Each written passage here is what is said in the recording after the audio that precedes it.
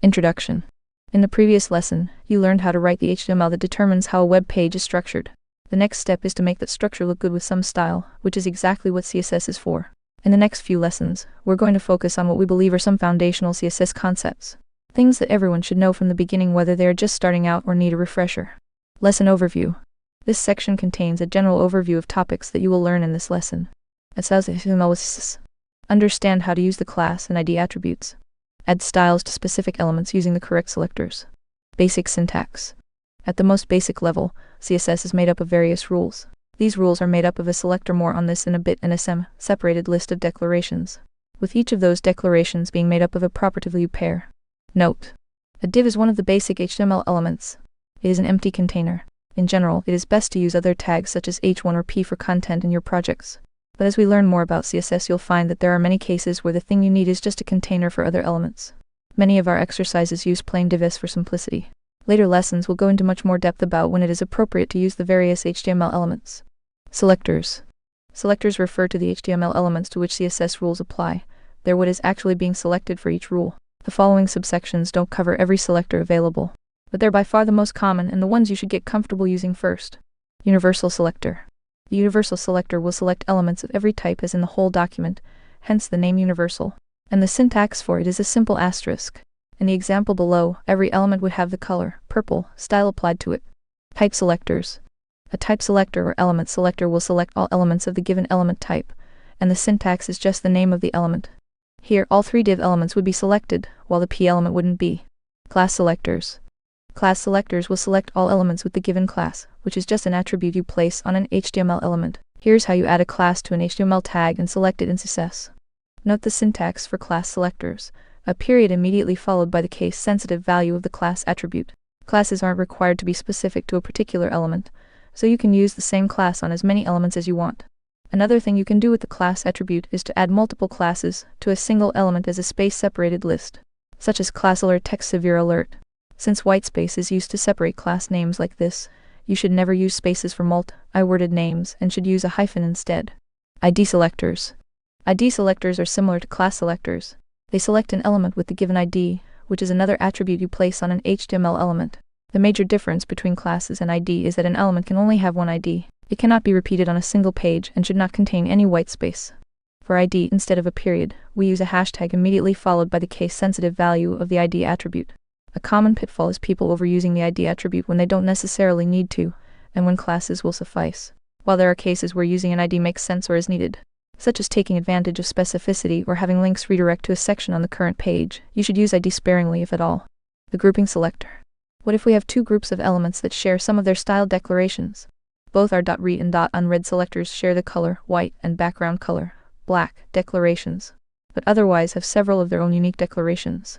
To cut down on the repetition, we can group these two selectors together as a comma-separated list. Both of the examples above with and without grouping will have the same result, but the second example reduces the repetition of declarations and makes it easier to edit either the color or background color for both classes at once. Chaining selectors. Another way to use selectors is to chain them as a list without any separation. Let's say we had the following HTML. We have two elements with the subsection class that have some sort of unique styles. But what if we only want to apply a separate rule to the element that also has header as a second class? Well, we could chain both the class selectors together in our CSS like so. What .subsection.header does is it selects any element that has both the subsection and header classes. Notice how there isn't any space between the .subsection and .header class selectors. This syntax basically works for chaining any combination of selectors, except for chaining more than one type selector. This can also be used to chain a class and an ID as shown below. You can take the two elements above and combine them with the following. In general, you can't chain more than one type selector since an element can't be two different types at once. For example, chaining two type selectors like div and p would give us the selector div, which wouldn't work since the selector would try to find a literal div element, which doesn't exist. Descendant combinator. Combinators allow us to combine multiple selectors differently than either grouping or chaining them, as they show a relationship between the selectors. There are 4 types of combinators in total, but for right now we're going to only show you the descendant combinator, which is represented in CSS by a single space between selectors. A descendant combinator will only cause elements that match the last selector to be selected if they also have an ancestor parent, grandparent, etc. that matches the previous selector. So something like .ancestor.child would select an element with the class child if it has an ancestor with the class ancestor. Another way to think of it is that child will only be selected if it is nested inside ancestor, regardless of how deep that nesting is. Take a quick look at the example below and see if you can tell which elements would be selected based on the CSS rule provided.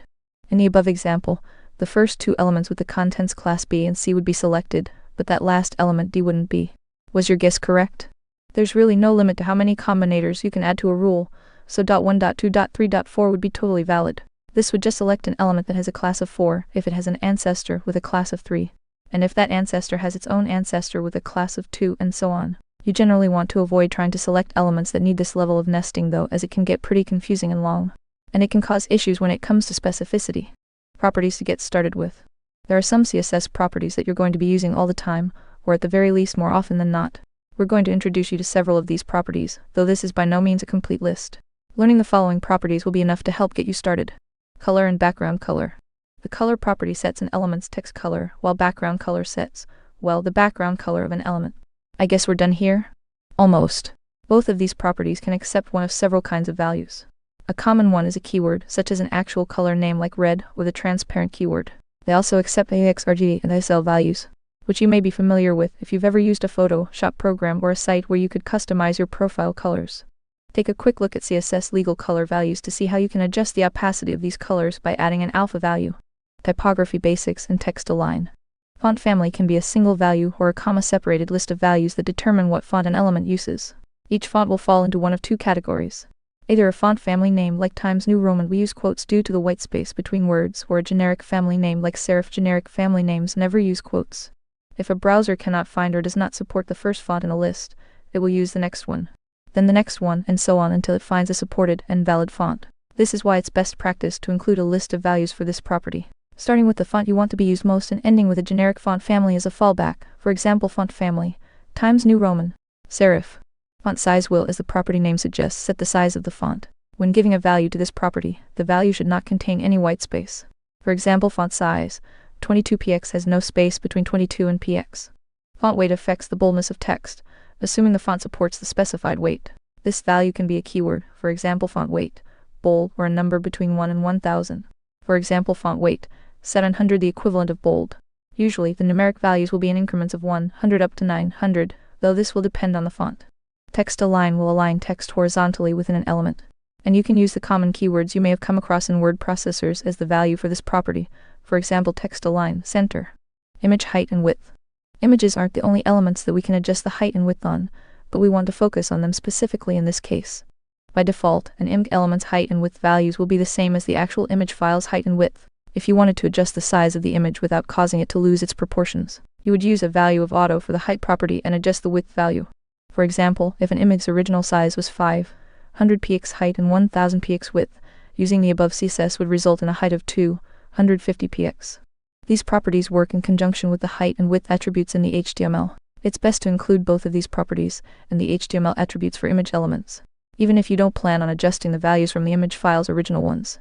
When these values aren't included, if an image takes longer to load than the rest of the page contents, it won't take up any space on the page at first, but will suddenly cause a drastic shift of the other page contents once it does load. Inches explicitly stating a height and width prevents this from happening, as space will be reserved on the page and appear blank until the image loads. Adding CSS to HTML. Now that we've learned some basic syntax, you might be wondering how to add all this CSS to our HTML. There are 3 methods to do so. External CSS. External CSS is the most common method you will come across, and it involves creating a separate file for the CSS and linking it inside of an HTML opening and closing head tags with a void link element. First, we add a void link element inside of the opening and closing head tags of the HTML file. The href attribute is the location of the CSS file, either an absolute URL or what you'll be utilizing, a URL relative to the location of the HTML file. In our example above, we are assuming both files are located in the same directory. The rel attribute is required, and it specifies the relationship between the HTML file and the linked file. Then inside of the newly created styles.css file, we have the selector the div and p followed by a pair of opening and closing curly braces, which create a declaration block. Finally, we place any declarations inside of the declaration block. Color, white, is one declaration with color being the property and white being the value, and background color, black, is another declaration. A note on file names. Styles.css is just what we went with as the file name here.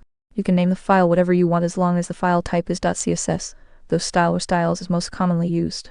A couple of the pros to this method are: it keeps our HTML and CSS separated, which results in the HTML file being smaller and making things look cleaner. We only need to edit the CSS in one place, which is especially handy for websites with many pages that all share similar styles. Internal CSS. Internal CSS or embedded CSS involves adding the CSS within the HTML file itself instead of creating a completely separate file. With the internal method, you place all the rules inside of a pair of opening and closing style tags, which are then placed inside of the opening and closing head tags of your HTML file. Since the styles are being placed directly inside of the head tags, we no longer need a link element that the external method requires. Besides these differences, the syntax is exactly the same as the external method selector, curly braces, declarations. This method can be useful for adding unique styles to a single page of a website, but it doesn't keep things separate like the external method. And depending on how many rules and declarations there are, it can cause the HTML file to get pretty big. Inline CSS. Inline CSS makes it possible to add styles directly to HTML elements, though this method isn't as recommended. The first thing to note is that we don't actually use any selectors here, since the styles are being added directly to the opening div tag itself. Next, we have the style attribute, with its value within the pair of quotation marks being the declarations. If you need to add a unique style for a single element, this method can work just fine. Generally though, this isn't exactly a recommended way for adding CSS to HTML for a few reasons. It can quickly become pretty messy once you start adding a lot of declarations to a single element, causing your HTML file to become unnecessarily bloated. If you want many elements to have the same style, you would have to copy and paste the same style to each individual element, causing lots of unnecessary repetition and more bloat. Any inline CSS will override the other two methods, which can cause unexpected results. While we won't dive into it here, this can actually be taken advantage of. Assignment. Go to our CSS exercises repository and read the README file. Then once you know how to use the exercises, navigate to the CSS exercises repository's Foundations Intro to CSS directory. Review each README file prior to completing the following exercises in order. 01 CSS methods. 02 class ID selectors. 03 grouping selectors. 04 chaining selectors. 05 descendant combinator. Note: solutions for these exercises can be found in the solution folder of each exercise. Knowledge check. The following questions are an opportunity to reflect on key topics in this lesson. If you can't answer a question, click on it to review the material, but keep in mind you are not expected to memorize or master this knowledge. What is the syntax for class and ID selectors? How would you apply a single rule to two different selectors? Given an element that has an ID of title and a class of primary, how would you use both attributes for a single rule? What does the descendant combinator do? What are the names of the three ways to add CSS to HTML?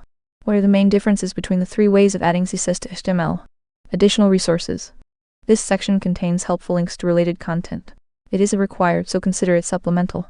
Mozilla CSS values and units can be used to learn the various types of values possible in absolute or relative terms. An interactive scrim which covers much of the material in the lesson in an interactive form. Improve on GitHub. GitHub logo icon. Improve on GitHub report and issue.